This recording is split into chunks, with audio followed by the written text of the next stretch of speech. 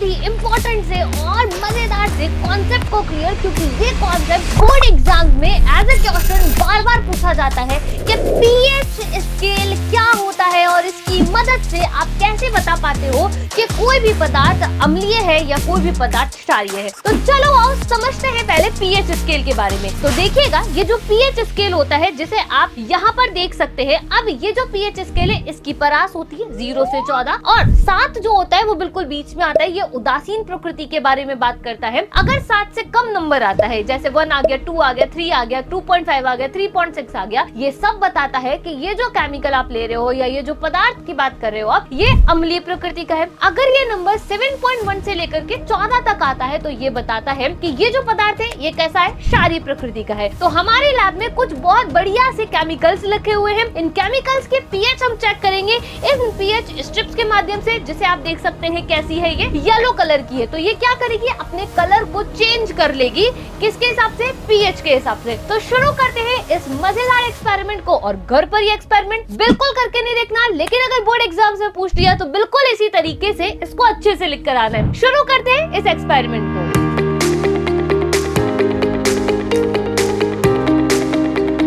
सबसे पहले हम बात करने वाले हैं इस केमिकल के साथ, और इस केमिकल का नाम है आपका डाइल्यूटेड H2SO4, जिसे आप कहते हो तनु सल्फ्यूरिक अम्ल। अब चूंकि ये अम्ल है तो जब हम पीएच स्ट्रिप को इसके अंदर डालेंगे तो देखते हैं कि कौन सा कलर यहाँ पर आता है।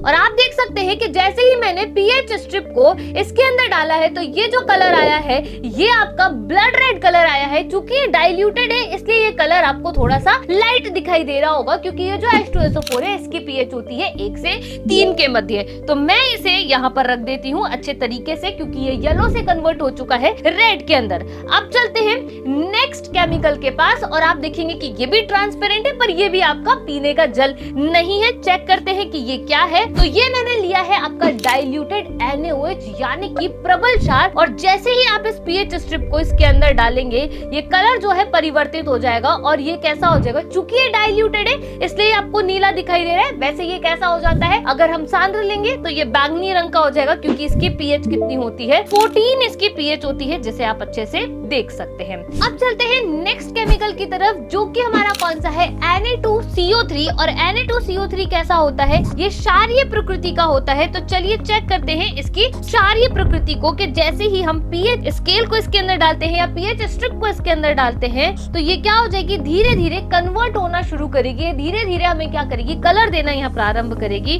और आप देख सकते हैं कि हल्का सा जो ग्रीनिश ब्लू कलर है वो यहाँ पर आपको दिखाई दे रहा होगा। मतलब क्या हो जाता है, ग्रीनिश ब्लू कलर का मतलब होता है कि इसका जो पीएच है वो आपका 10 से 12 के मध्य होता है। आगे बात करते हैं नेक्स्ट हमारे पास है सिट्रिक एसिड। कमेंट करके आप मुझे जरूर बताना कि सिट्रिक एसिड किसके अंदर पाया जाता है। और चेक करते हैं इसकी पीएच को। चूंकि हमने बोला है कि ये क्या है, एसिडिक इन नेचर है, तो चलिए आपको पता है कि ये कौन से कलर में परिवर्तित हो जाएगा, ये रेड कलर में परिवर्तित हो जाएगा।